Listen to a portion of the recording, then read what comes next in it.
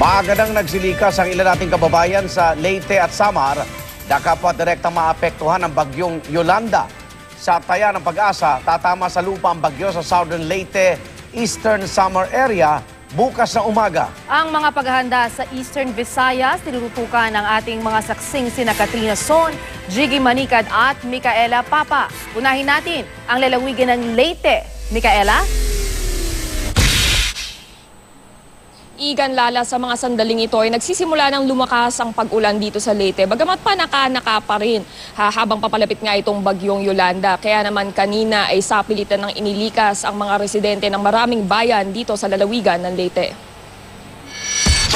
Sa gitna ng mahinang pag-ulan ngayong gabi, 33 pamilya sa Palo, Leyte ang lumikas sa St. Mary's School.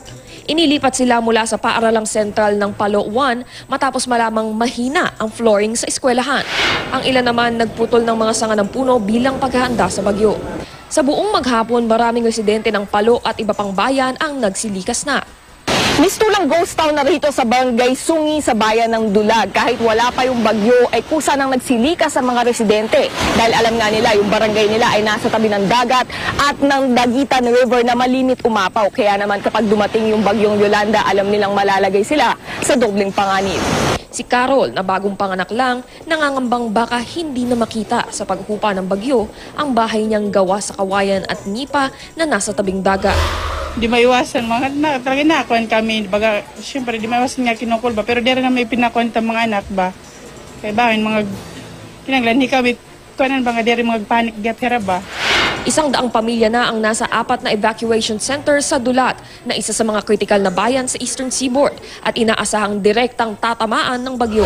Ang handaan namin, siyempre, importante yung mga lives ng mga tao.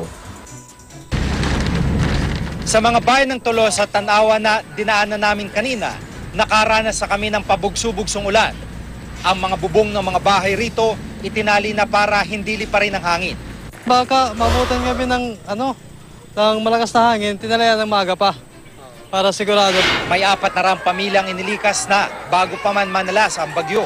Kabilang mga dinala sa chapel na ito sa Barangay Bislig sa Tanawan. Anong pinagdadasal mo ngayon? Na hindi lumakas yung ulan. Para mas safe kami rito. Sa Barangay Hall naman, inilikas ang 30 pamilya ng Barangay Kilaw sa bayan ng Tolosa. Hindi, natatakot kami sa darating na bagyo. Kaya po. Yung si Yolanda, kaya nag-evacuation na kami dito. Sa Barangay Hall. Yung mga flood prone area sa bayan nila. Kaya yung barangay na yun ang priority.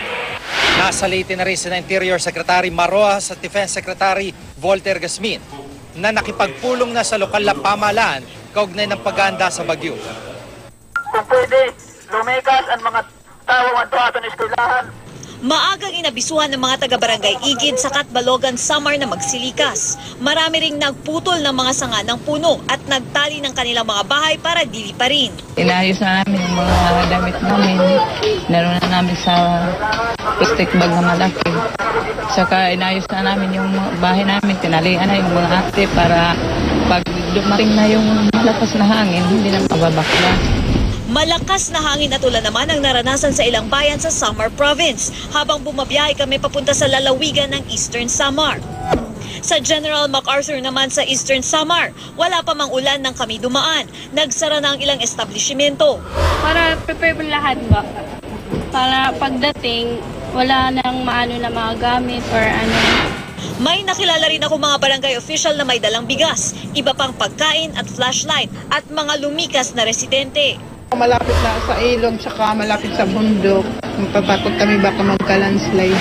Pero sa Canavid, kahit pa nakataas na ang signal number 3 kanina, may mga pumalaot pa. Mabuti't ligtas naman silang nakabalik. Nagpatupad na roon ng forced evacuation.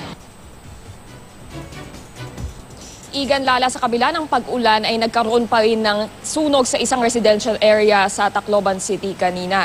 Kasalukuyan pa rin nakataas ang storm warning signal number 4 sa buong lalawigan ng Leyte, kaya pakiusap ng mga otoridad sa mga residente at sa mga mamamayan, huwag na munang lumabas sa inyong mga bahay. Kasama ang ulat ni Katrina Son na nag-ikot sa Samar Provinces at ni Jiggy Manicad na narito rin sa Leyte, ako si Micaela Papa, ang inyong saksi.